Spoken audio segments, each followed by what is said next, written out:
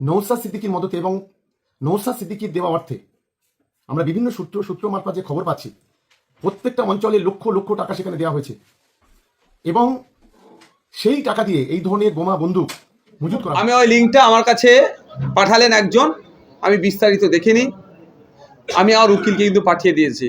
এই ধরনের নাটক আমরা পার করে দিয়েছি। ঠিক 2021-এ ভোটের সময় আমরা দেখেছিলাম লাইভ করে গিয়ে চালের বস্তা থেকে বোম বার করছে। আজকের ডেটে এত বোকা মানুষ আছে বলে আমার বিশ্বাস হয় না। কেউ রান্না চালায় বোম রাখবে? একটা বড় ষড়যন্ত্র চলছে।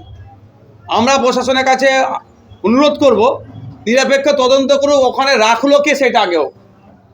প্রশাসন এসে উদ্ধার করেছে ওখান থেকে, এটা সঠিক কথা, কিন্তু ওখানে রাখলোটা কে, এটা তদন্ত হওয়া দরকার, এক নম্বর। দ্বিতীয়, আমরা ভুলে যাচ্ছি না চালতাবেরিয়া অঞ্চলে মাদ্রাসা নির্বাচনের সময় তৃণমূল যখন পরস্ত আবার ভয় পেয়েছিল, ইলেকশনটাকে না করার জন্য যখন পিছিয়ে যাচ্ছিল, সেই সময় আমাদের এক কর্মীর রান্নাঘরে উনুনের মধ্যে বোম রেখে দিয়েছিল। যখন রান্না করতে গিয়েছিল ওই কর্মীর মা, তখন বোমের আঘাত পেয়েছিল, পরিবারের লোকজন গিয়েছিল, সেখানেও আমাদের নামে দোষ দিচ্ছিল নাকি আমাদের ছেড়ে রান্নার চালায় উনুনের মধ্যে বোম রাখবে। এটা করে হতে পারে? সম্পূর্ণরূপে আইএসএফকে কালিমালিপ্ত করার চেষ্টা হচ্ছে। আমরা আমাদের অ্যাঙ্গেল থেকে আরও বেশি বেশি করে যাচ করছি, কারণ আমরা সমাজ ব্যবস্থা পরিবর্তনের রাজনীতির কথা বলি। এই হিংসাত্মক রাজনীতিকে আমরা কোনোভাবেই প্রশ্রয় দেব না।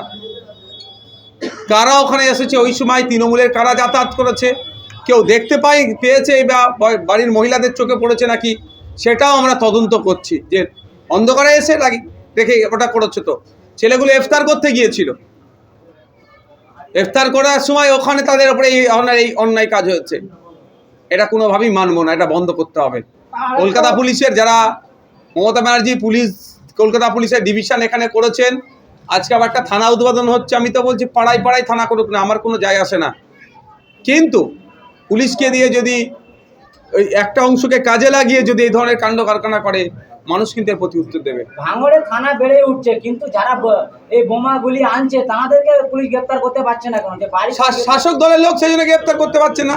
প্রস্তুত থাকলেও, গ্রেফতার করার মানসিকতা থাকলেও গ্রেফতার করতে দিচ্ছে না প্রশাসনকে শাসক দল। তাহলে থানা বেড়েও কি ভাঙড়ের নাম কি সুনাম হচ্ছে, আর তো বদনাম হচ্ছে?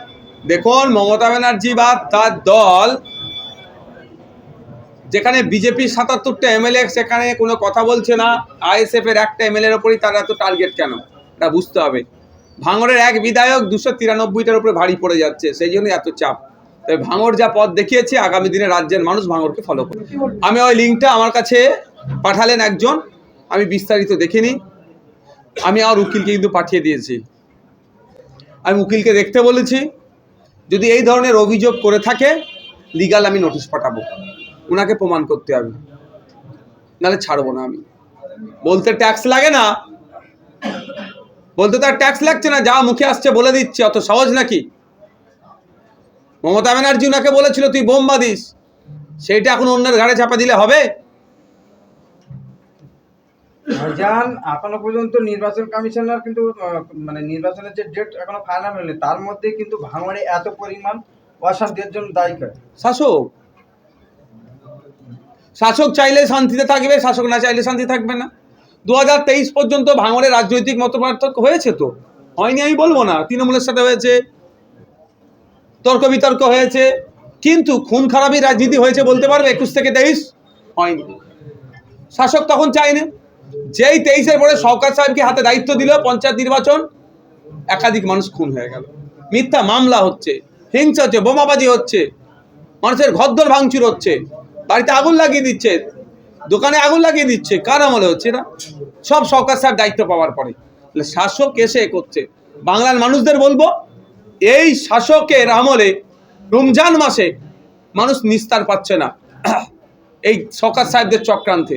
তাহলে শুধুমাত্র ভাঙন নয়, রাজ্যের মানুষকে বলবো এই অন্যায়ের অবসান ঘটানোর জন্য শাসকের বিরুদ্ধে আপনাদের ভোট দিতে হবে।